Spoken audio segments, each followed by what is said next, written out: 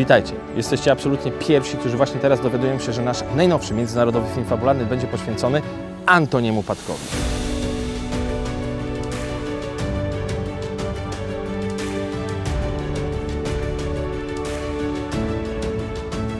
Nie będzie to film biograficzny, historyczny, a kostiumowy, przygodowy.